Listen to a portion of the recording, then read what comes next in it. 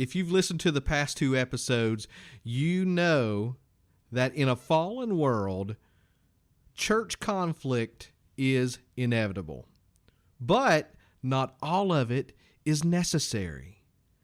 We're going to talk about those times when church conflict probably isn't necessary on this episode of the Starting Well podcast.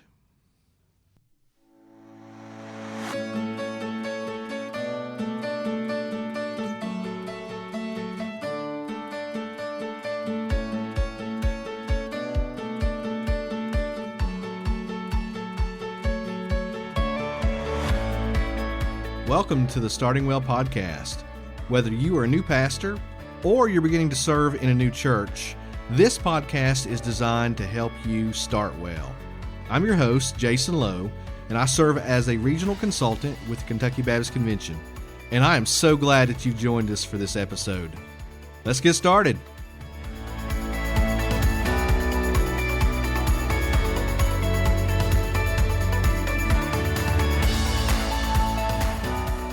If you've been with us over the past couple of episodes, we've been talking about this topic of church conflict and the reality that as a pastor, you're going to encounter conflict in some shape, form, or fashion. There's no way around it. However, I read a quote one time that has stuck with me for many years by Alfred Poirier. He says this: Christ is the reason that many enter the pastorate, and conflict is the reason that many leave. And in my experience as a consultant with the Kentucky Baptist Convention, and even prior experience to this, I have found this quote to be true.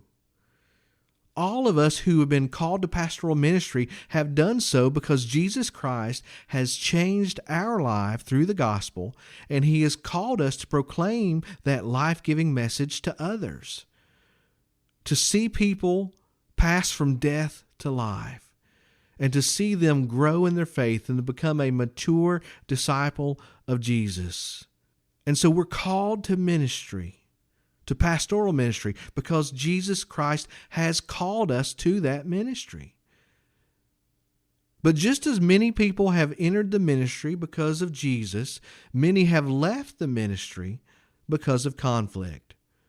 I've seen this time and time again, that brothers will go into the ministry, they'll go and they'll have such a passion for the gospel, passion for God's church, but then a few years later, I'll hear from them again and they're no longer in the ministry at all. That something happened in their particular church, some type of conflict that left deep personal and emotional wounds. And sometimes these wounds were so deep that it caused them to leave the ministry altogether. And so when I hear this quote, I certainly resonate with it. I have seen it time and time and time again. You see, as we've said over the past couple of episodes, conflict is inevitable in a fallen world. You cannot avoid it. However, just because conflict is inevitable doesn't mean it's always necessary. Now, certainly there are times when conflict is necessary, when it has to be faced head on. In fact, the previous two episodes, my conversation with Alan Witham was all about 8 different scenarios when conflict is necessary. But just because some of it's necessary doesn't mean that all of it is necessary. And so on this episode, I want to talk about those times when conflict is not necessary. And what you're going to find as we talk about these different common causes of unnecessary conflict is that many of them come from self-inflicted leadership choices. As you as the pastor make decisions, some of those lead to unnecessary conflict. But here's the good news. Before we dive into some of these common causes, I want to go ahead and tell you the good news right now is that many of these categories of conflict are within your ability to control through wise leadership decisions and just honestly a humble spirit. And so you as the pastor can either diffuse some of these conflicts or you can escalate them. You can make things better or you can make things worse. You can pour water on it from a water bucket, or you can fill that bucket with gasoline and you can pour gas on that conflict and make it 1,000 times worse. And so as we talk about these particular common causes of unnecessary conflict, you need to understand that most of these are within your ability to control them. And so I want to read a passage of Scripture to kind of set the tone for our conversation. It comes from Romans chapter 12, verse 18, where the Apostle Paul says this: "If possible, so far as it depends on you, live peaceably with all." Now, as I've already said, there are going to be times when conflict is necessary, and there's nothing you can do about that. But there are many times when conflict is unnecessary. And so you as the pastor, you should make it your goal is, as far as it depends on you personally, you're going to live peaceably with all. And so you can take your ownership of your role in reducing unnecessary conflict as the pastor of the church. And so with that understanding, with that verse in mind, with Romans 12:18 in mind, let's talk about 5 common causes of unnecessary conflict. The first common cause of unnecessary conflict is differences in third-order doctrines. Differences in third-order doctrines. If you listen to the previous conversation with Alan Witham, Alan talked about what we called theological triage, where you prioritize 3 levels of doctrines. And I would encourage you to go back and listen to that conversation and get that full description, but I'm going to give you kind of the abbreviated version in this episode. Those first order doctrines are those doctrines that define us as Christians. In other words, you have to believe these doctrines in order to truly be a Christian. They're essential for our salvation. And so some of those doctrines would be the doctrine of the virgin birth, the doctrine of Jesus' substitutionary atonement, that he died in our place for our sins. Another one would be the doctrine of the Trinity, that we believe that God is 3 in 1. He's one God, but he exists in 3 persons, Father, Son, and Holy Spirit. All of those, and there are others, that are those essential first-order doctrines that you have to agree upon those in order to be classified as a Christian. Now, the second-order doctrines are those doctrines that Christians can disagree on and still be a Christian, but you're going to find it very difficult to fellowship within the same church or the same denomination. An example of a second-order doctrine would be the doctrine of baptism. There are different interpretations on who can be a candidate for baptism, the mode of baptism, and that's fine, but those split congregations, those split denominations.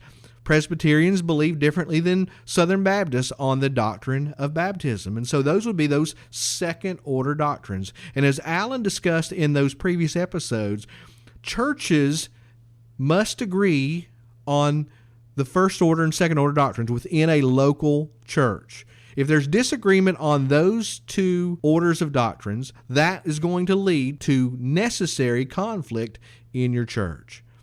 However, there is a third level of doctrines that should not lead to conflict in your church. Those third-order doctrines are those that Christians can disagree upon, but they should not split us into different congregations or to different denominations. These are differences that we can live with and that we can disagree upon in a way that may create a wonderful conversation, a spirited conversation in Sunday school, but it should not split us. For example, eschatology, the doctrines of the end times. We all have maybe different interpretations there, but those interpretations should not lead to a division in a church, should not lead to conflict. Now, let me just say, it's fine if you have strong convictions about some of these third-order doctrines. There's no problem with that.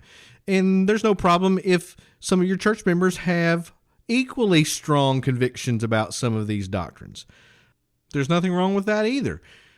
Just don't impose your views on those third order doctrines on others. Don't force other members of your church to have to agree with you on these. And certainly don't alienate those who may have a different interpretation of some of those doctrines than you do. Because if you kind of force your interpretation on those third order doctrines, conflict is probably on the horizon.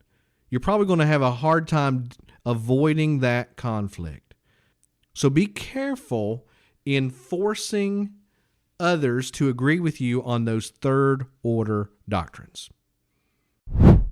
Okay, a second common cause of unnecessary conflict is when you have opposing preferences within your church. Now, unlike these third order doctrines, preferences are not doctrines at all. They are simply differences of opinion on methods or style or traditions in the church, but they're not doctrines at all. For example, you may have a preference on whether or not your church offers childcare or a nursery during the worship service. Some may prefer that all the babies stay in the service, and some may prefer that none of the babies stay in the service. And so that's a preference. It's not a doctrine, but a preference. Maybe you have some folks in your church who have a preference on when the offering should be collected during the service. Is it something that needs to be collected right at the beginning of the service, maybe after a couple of songs? Or do you prefer to have the offering at the end of the service after your message? You may have strong opinions about this, and your church members may have strong opinions about when the offering is collected. There may also be some preferences on how the offering is collected. Is this offering only collected by passing the offering plate? Do you offer online giving as an option? Do you have an offering box out in your church lobby somewhere? These are all preferences on when or how the offering is collected. Maybe you have a preference on the color of paint in the fellowship hall or a Sunday school classroom or that nursery that we've talked about. Or maybe you have a preference on the color of the carpet, or even if you have carpet, maybe you want to have hardwood flooring in some area. These are all preference issues. Maybe you have a preference on whether you have pews or chairs in your sanctuary. Maybe you have a preference on whether you include the American flag and the Christian flag on the platform or in the church lobby, or even whether you have the flags anywhere on your church property. That's a preference issue. Church members certainly have preference issues on which Bible translation that they read, and maybe a preference on the Bible translation that you preach from. Again, all of these are preferences. And again, there's nothing wrong with preferences. Nothing inherently wrong with having preferences, because everybody has them. I have preferences. You have preferences. As I went through that list of examples, you probably said, well, of course it needs to be this way or that way. You see, everybody has preferences, including you as the pastor. Preferences are not the problem. The problem is when we allow those preferences to become demands. When we say that we have to have it our particular way. Who cares what anybody else thinks? It has to be my way or the highway.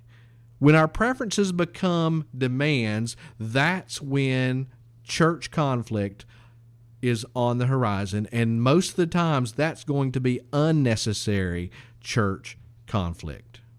In Philippians chapter 2, the Apostle Paul addresses this very issue.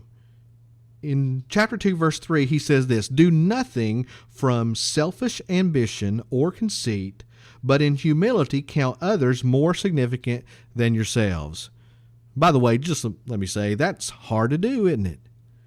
But he goes on in verse 4, "Let each of you look not only to his own interest, but also to the interest of others." If I could paraphrase there, Paul's saying, let each of you look not only to his own preferences, but also to the preferences of others. And so we need to use Philippians chapter 2 kind of as a heart check. to see if we're allowing our desires to become demands. If we want our preferences to trump the preferences of everybody else, or if we're looking to the preferences of others, to the interests of others, and not just our own. A church should rarely, if ever, allow preferences to become a source of conflict in the church. And so you as a pastor need to be careful in allowing your preferences to become demands, and you need to be careful in allowing other church members' preferences from becoming demands. This should never really be an issue of major conflict in the church. So let me say this to you, Pastor. Choose your battles wisely, especially in regards to preferences. Or better yet, avoid the battle altogether, because it's really not worth it. So far we've talked about two common causes of unnecessary conflict. Number one, differences in third order doctrines. Number two, opposing preferences. And then number three, and we've talked about this one a lot in previous episodes, so I'm not going to spend a lot of time here, but another common cause of unnecessary conflict is when you implement too many changes too fast. And I get it. Whenever you come to a church as a new pastor, you certainly have an idea of what you want to do. You have a vision, and you maybe even have a strategy. And so you're eager to implement that strategy, to implement those changes. Gary McIntosh says this: pastors arrive with a heart full of vision and a head full of strategy. And we want to implement that strategy, usually very quickly. But if you try to make those changes without first establishing trust and building the relationships within the church, then you're going to encounter unnecessary conflict. People are going to resist those changes. They may oppose those changes. And so you need to be careful not to introduce too many changes too quickly. You see, it takes time to build trust, and it takes time to implement change effectively. And so you can't come in on day one or week one and just make all of these changes, because the church can't handle all of them at once. You need to kind of gauge the congregation's capacity for change. You need to gauge their readiness for change. How much change can they handle at any given time? And the answer is you can't implement more change than they have trust in you as a leader. That's kind of the congregational threshold for change. You need to avoid forcing any change that outpaces the amount of trust that you've developed with your congregation. And so too much change too fast will lead to unnecessary conflict. I talked about this a lot back in the first episode of this podcast. I'd encourage you to go back and listen to that episode if you want more information about this particular misstep, this particular mistake, this particular common cause of unnecessary conflict. All right, we've talked about 3 thus far. Number 4, another common cause of unnecessary conflict is when you have a failure to communicate. Now, when God calls you to serve as a pastor in a church, He no doubt begins to impress upon you a vision for that church. And as you get started and as you learn more about the church and you learn its community and you learn its history and you learn all of those different things, you learn its culture, and as you listen to the Lord, you're going to begin to shape that vision.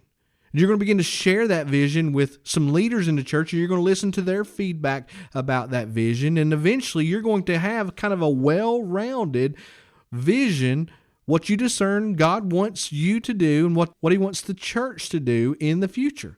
And so as you discern God's vision and you're confident of that vision, then you're going to begin to share that vision. And you need to share it early, you need to share it clearly, and you need to share it often. And I cannot overemphasize this point. You need to share that vision often.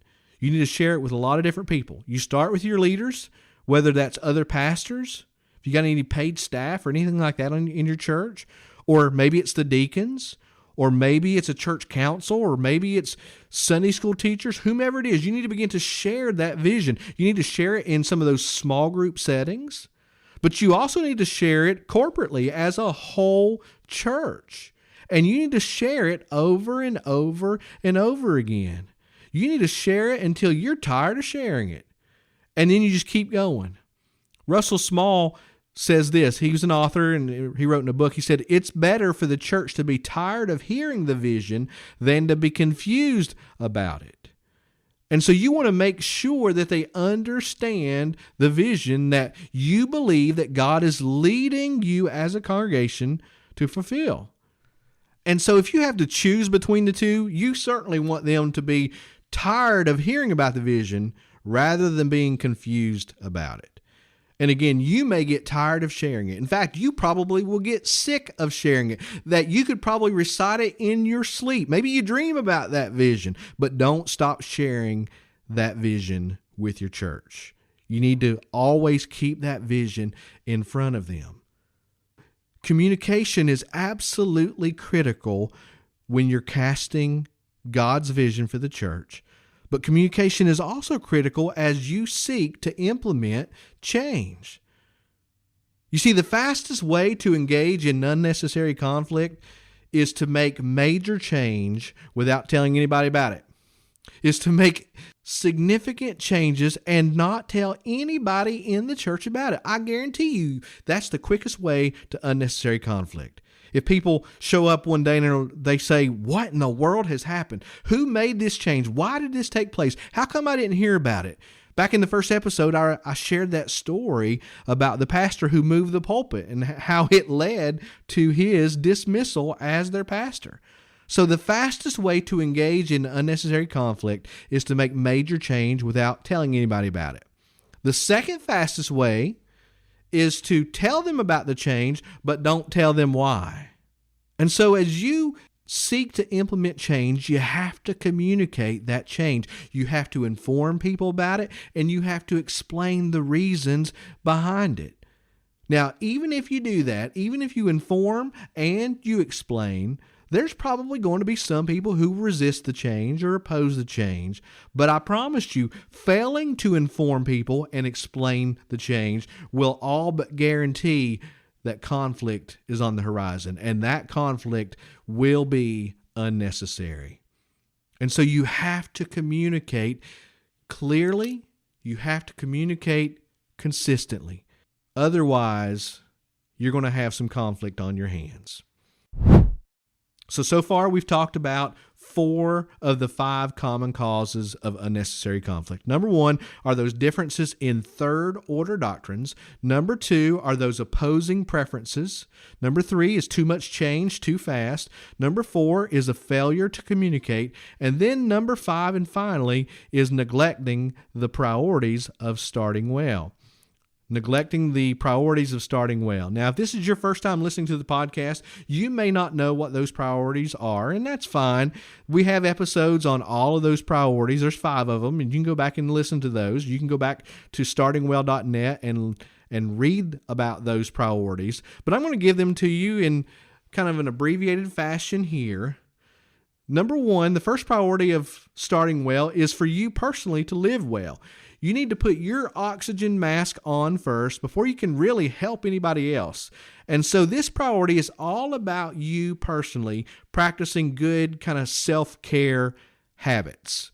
And so you need to focus on your spiritual health, your physical health, your emotional health, your relational health, your financial health, all of these different things. You need to focus on those and make sure that you are practicing healthy habits in all those areas if you're really going to be able to shepherd the flock of God among you. So, number 1, the first priority is to live well. Second priority is to love well. You need to love your congregation. You need to build those relationships. You need to get to know them and have them get to know you. So you need to love well. You need to also learn well, learning about the church, learning about its history, its culture, its current reality, it's community, all these different things. You just have a lot of information that you don't know when you first start that you need to spend time learning. You also need to listen well. We've kind of talked about that one a little bit in this episode, but you need to listen to the Lord as you study His Word, as you discern His vision for the church. You need to listen to other leaders as you begin to share that vision, as you begin to gauge how the church is responding to your leadership. You need to listen to your family and make sure that you're not neglecting them as you try to focus on the church. You want to make sure that they feel loved and that they feel cared for. You want to listen to other pastors and mentors and get their perspective as you seek to lead your church. And then finally, the fifth priority is that you need to lead well. You need to lead prayerfully, strategically, patiently, all these different ways that you need to lead. In fact, what we're talking about in this particular episode is how you can lead well by avoiding unnecessary conflict. So again, those 5 priorities: live well, love well, learn well, listen well, lead well. They will help you build a solid foundation for trust and in longevity, that you can not only start well, but you can stay there for a long time. You can end well in your ministry there. So these form that solid foundation. But if you overlook these priorities, I promise you, you're inviting conflict that probably could have been prevented otherwise. Now, as we kind of wrap up this episode, I want to tell you a personal story and how you'll see how it kind of relates to what we're talking about. But when I was a child, my family and I went on a summer vacation to the Great Smoky Mountains National Park. And I was probably 8 or 9 years old, and I was so excited to go on this trip. In fact, I was so excited that after we got to the cabin, I realized that I had failed to pack my suitcase. I had failed to pack it. And so we were going to be there for a week, and I now had no clothing, no toiletries, no toys, and I had no idea what I was going to do about it. And this was just simply an oversight on my part. I didn't take the time to pack my suitcase. And so I was pretty devastated as a 9-year-old. I really didn't know what to do about it. Now, my parents certainly went to the store and bought me some new clothing and a new toothbrush and all of those things, but it was an avoidable mistake. It shouldn't have been made, but it kind of had lasting consequences. It was a self-inflicted wound. And as you think about your ministry in the church, if you engage in conflict for some of the reasons that we've talked about in this episode, some of that's probably going to be self-inflicted because this is unnecessary conflict. That means it wasn't necessary, but you engaged in it anyway. And unnecessary conflict makes ministry, which is already difficult, harder than it needs to be. So, Pastor, let me encourage you to do everything that you can to avoid those self-inflicted wounds. And how do you do that? Well, you do so by avoiding those battles over third-order doctrines. You can do so by avoiding allowing your preferences to become demands. You can do so by avoiding implementing too much change too quickly. You can do so by communicating clearly and consistently when you're sharing the vision for the church and as you're implementing change. And you can do so by practicing the priorities of starting well, by living well, loving well, learning well, listening well, and leading well. Again, in a fallen world, conflict is inevitable, but not all of it is necessary. If you will avoid these self-inflicted wounds, you're going to be able to avoid some of those early missteps, some of those early mistakes, some of those early causes for unnecessary conflict, so that you're free to focus on the battles that truly matter. All right, that's it for this episode. Until next time, may you shepherd the flock of God among you well. Thank you for listening to this episode of the Starting Well podcast. For more resources, please visit us online at startingwell.net. For more information about the Kentucky Baptist Convention, go to kybaptist.org.